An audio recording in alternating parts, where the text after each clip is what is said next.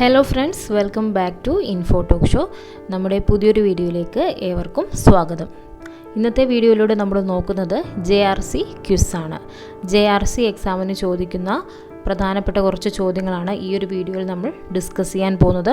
Already JRC ക്വിസുമായി ബന്ധപ്പെട്ടൊരു video നമ്മൾ upload ചെയ്തിട്ടുണ്ട്. ആ വീഡിയോ നിങ്ങൾ കണ്ടിട്ടില്ലെങ്കിൽ അതും കൂടെ നിങ്ങൾ കണ്ടു നോക്കുക, നിങ്ങൾക്ക് യൂസ്ഫുൾ ആവുന്നതായിരിക്കും. അപ്പോൾ നമുക്ക് ക്ലാസ് നോക്കാം. അതിനു മുൻപ് ചാനൽ ഒന്ന് സബ്സ്ക്രൈബ് ചെയ്ത് വെച്ചോളൂ. ചാനൽ സബ്സ്ക്രൈബ് ചെയ്താൽ മാത്രമേ ഞാൻ അപ്ലോഡ് ചെയ്യുന്ന വീഡിയോസ് നിങ്ങളിലേക്ക് എത്തുകയുള്ളൂ. അപ്പോൾ നമുക്ക് ഓരോ ചോദ്യങ്ങളായിട്ട് ഇനി നോക്കാം. റെഡ് ക്രോസ് ദിനം എന്നാണ്? റെഡ് ക്രോസ് ദിനം എന്നാണ്? ഉത്തരം വരുന്നത് മെയ് 8-നാണ്. റെഡ് ക്രോസ് ദിനം വരുന്നത് മെയ് 8. എങ്ങനെയാണ് റെഡ് ക്രോസ് ദിനമായി മെയ് 8 സെലക്ട് ചെയ്തിരിക്കുന്നത് അറിയാമോ?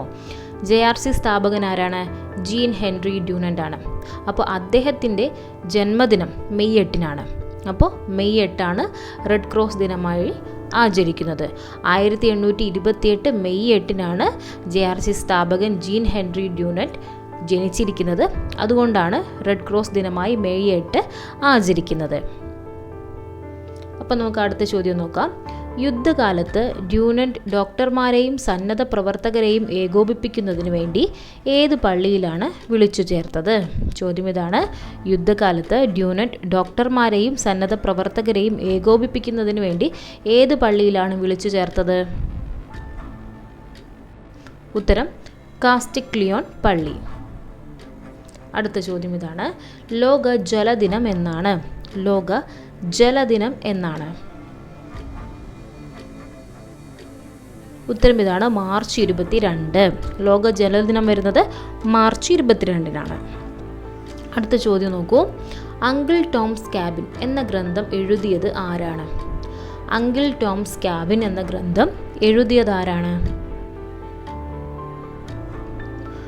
ഉത്തരം ഇതാണ് Harriet beater stove. Uncle Toms cabin എന്ന ഗ്രന്ഥം എഴുതിയിരിക്കുന്നത് ഹാരിയറ്റ് ബീച്ചർ സ്റ്റൗ. അടുത്ത ചോദ്യം ഇതാണ്. തൂത്തി ഫ്രറ്റല്ലി എന്ന പ്രയോഗത്തിൻ്റെ അർത്ഥം എന്താണ്? തൂത്തി ഫ്രറ്റല്ലി എന്ന പ്രയോഗത്തിൻ്റെ അർത്ഥം എന്താണ്? ഉത്തരം ഇതാണ് അവരൊക്കെ സഹോദരന്മാരാണ്. തൂത്തി ഫ്രറ്റല്ലി എന്ന പ്രയോഗത്തിൻ്റെ അർത്ഥം അവരൊക്കെ സഹോദരന്മാരാണ്. 1920-ൽ ഏതു രാജ്യത്താണ് റെഡ് ക്രോസ് സൊസൈറ്റി പ്രവർത്തനം ആരംഭിച്ചത്? 1920-ൽ ഏതു രാജ്യത്താണ് റെഡ് ക്രോസ് സൊസൈറ്റി പ്രവർത്തനം ആരംഭിച്ചത്? ഉത്തരം ഇന്ത്യ. 1920-ൽ ഇന്ത്യയിലാണ് റെഡ് ക്രോസ് സൊസൈറ്റി പ്രവർത്തനം ആരംഭിച്ചത്. കാരുണ്യ ദേവത എന്നറിയപ്പെട്ട റെഡ് ക്രോസ് സേവിക ആരാണ്? കാരുണ്യ ദേവത എന്നറിയപ്പെട്ട റെഡ് ക്രോസ് സേവിക ആരാണ്? ഉത്തരം നോക്കാം. Clara Barton. ക്ലാര ബാർട്ടൺ ആണ് കാരുണ്യ ദേവത എന്നറിയപ്പെട്ട റെഡ് ക്രോസ് സേവിക. അടുത്തത്. ഇന്റർനാഷണൽ റെഡ് ക്രോസ് സൊസൈറ്റിയുടെ ആദ്യ സേവനമുണ്ടായത് ഏത് യുദ്ധവേളയിലാണ്? ഇന്റർനാഷണൽ റെഡ് ക്രോസ് സൊസൈറ്റിയുടെ ആദ്യ സേവനമുണ്ടായത് ഏത് യുദ്ധവേളയിലാണ്? ഉത്തരം ഫ്രാൻസ് പേർഷ്യൻ യുദ്ധവേളയിലാണ് ഇന്റർനാഷണൽ റെഡ് ക്രോസ് സൊസൈറ്റിയുടെ ആദ്യ സേവനം ഉണ്ടായത്. അടുത്ത ചോദ്യം ഇതാണ്. സോൾഫെറിനോ സുവനീർ എഴുതിയത് ആരാണ്? സോൾഫെറിനോ സുവനീർ എഴുതിയത് ആരാണ്? ഉത്തരം ജീൻ ഹെൻറി ഡ്യൂനൻ്റ്. 1862-ൽ ജീൻ ഹെൻറി ഡ്യൂനൻ്റ് ആണ് സോൾഫെറിനോ സുവനീർ എഴുതിയത്. ഓർത്തു വെച്ചോളുക. സോൾഫെറിനോ സുവനീർ എഴുതിയത് ജീൻ ഹെൻറി ഡ്യൂനൻ്റ്.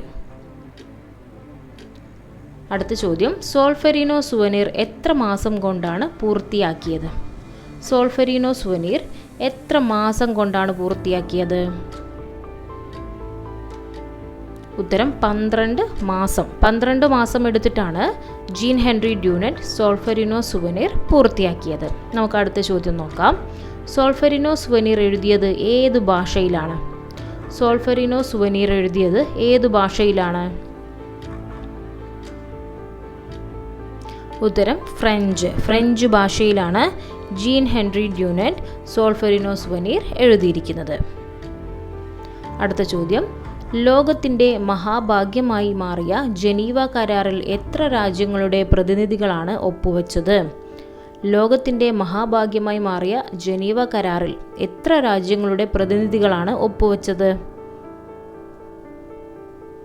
ഉത്തരം 15 രാജ്യങ്ങളുടെ പ്രതിനിധികളാണ് ലോകത്തിൻ്റെ മഹാഭാഗ്യമായി മാറിയ ജനീവ കരാറിൽ ഒപ്പുവെച്ചത്. എത്രയാണ്? 15 രാജ്യങ്ങളുടെ പ്രതിനിധികൾ. അടുത്ത ചോദ്യം. 1901 ഡ്യൂനന്റിനൊപ്പം നോബൽ സമ്മാനം പങ്കിട്ടത് ആരാണ്? 1901 ഡ്യൂനന്റിനൊപ്പം നോബൽ സമ്മാനം പങ്കിട്ടത് ആരാണ്? ഉത്തരം ഇതാണ്, ഫ്രെഡറിക് പാസി. 1901 ഡ്യൂനന്റിനൊപ്പം നോബൽ സമ്മാനം പങ്കിട്ടത് ആരാണ്? ഫ്രെഡറിക് പാസി. അടുത്ത ചോദ്യം. നിഷ്പക്ഷതയുടെ അടയാളമായ ചുവന്ന കുരിശടയാളം ആദ്യം ഉൾക്കൊണ്ടത് ആരാണ്? നിഷ്പക്ഷതയുടെ അടയാളമായ ചുവന്ന കുരിശടയാളം ആദ്യം ഉൾക്കൊണ്ടത് ആരാണ്? ഉത്തരം ലൂയി ആപ്പിയാം. ആരാണ്? ലൂയി ആപ്പിയാം. അടുത്ത ചോദ്യം. ഗാന്ധിജി ഏത് യുദ്ധത്തിലാണ് റെഡ് ക്രോസ് വോളണ്ടിയറായി സേവനം അനുഷ്ഠിച്ചത്? ഗാന്ധിജി ഏത് യുദ്ധത്തിലാണ് റെഡ് ക്രോസ് വോളണ്ടിയറായി സേവനം അനുഷ്ഠിച്ചത്? ഉത്തരം ബോബർ യുദ്ധം. ഏതാണ്? ബോബർ യുദ്ധം. ബോബർ യുദ്ധത്തിലാണ് ഗാന്ധിജി റെഡ് ക്രോസ് വോളണ്ടിയറായി സേവനം അനുഷ്ഠിച്ചത്. ഗാന്ധിജി യുദ്ധരംഗത്ത് വോളണ്ടിയറായി പ്രവർത്തിക്കുന്ന വേളയിൽ അദ്ദേഹത്തിന് എത്ര വയസ്സാണ് ഉണ്ടായിരുന്നത്? ഗാന്ധിജി യുദ്ധരംഗത്ത് വോളണ്ടിയറായി പ്രവർത്തിക്കുന്ന വേളയിൽ അദ്ദേഹത്തിൻ്റെ പ്രായം എത്രയായിരുന്നു? ഉത്തരം 37. ഗാന്ധിജി യുദ്ധരംഗത്ത് വോളണ്ടിയറായി പ്രവർത്തിക്കുന്ന വേളയിൽ അദ്ദേഹത്തിന് 37 വയസ്സായിരുന്നു. അടുത്തത്. ജൂനിയർ റെഡ് ക്രോസ് ഇന്ത്യയിൽ ഏത് സംസ്ഥാനത്താണ് ആദ്യം ആരംഭിച്ചത്? ജൂനിയർ റെഡ് ക്രോസ് ഇന്ത്യയിൽ ഏത് സംസ്ഥാനത്താണ് ആദ്യം ആരംഭിച്ചത്? ഉത്തരം പഞ്ചാബ്. ഇന്ത്യയിൽ പഞ്ചാബിലാണ് ജൂനിയർ റെഡ് ക്രോസ് ആദ്യമായിട്ട് ആരംഭിച്ചത്. അടുത്തത്. തലയോട് എത്ര അസ്ഥികൾ ചേർന്നതാണ്? തലയോട് എത്ര അസ്ഥികൾ ചേർന്നതാണ്? ഉത്തരം 28. തലയോട് എത്ര അസ്ഥികൾ ചേർന്നാണ്? 28 അസ്ഥികൾ ചേർന്നതാണ് തലയോട്. അന്താരാഷ്ട്ര ജൈവ വൈവിധ്യ ദിനമായി ആചരിക്കുന്നത് എന്നാണ്? അന്താരാഷ്ട്ര ജൈവ വൈവിധ്യ ദിനമായി ആചരിക്കുന്നത് എന്നാണ്? ഉത്തരം മെയ് 22. അന്താരാഷ്ട്ര ജൈവ വൈവിധ്യ ദിനമായി ആചരിക്കുന്നത് മെയ് 22-നാണ്. അടുത്തത്. മനുഷ്യ ശരീരത്തിൽ എത്ര ജോഡി വാരിയെല്ലുകൾ ഉണ്ട്? മനുഷ്യ ശരീരത്തിൽ എത്ര ജോഡി വാരിയെല്ലുകൾ ഉണ്ട്? ഉത്തരം 12 ജോഡി. മനുഷ്യ ശരീരത്തിൽ 12 ജോഡി വാരിയെല്ലുകളാണ് ഉള്ളത്. അടുത്ത ചോദ്യം ഇതാണ്. ക്രോണിക് ബ്രോങ്കൈറ്റിസിനുള്ള പ്രധാന കാരണമാകുന്നത്? ക്രോണിക് ബ്രോങ്കൈറ്റിസിനുള്ള പ്രധാന കാരണമാവുന്നത് എന്താണ്?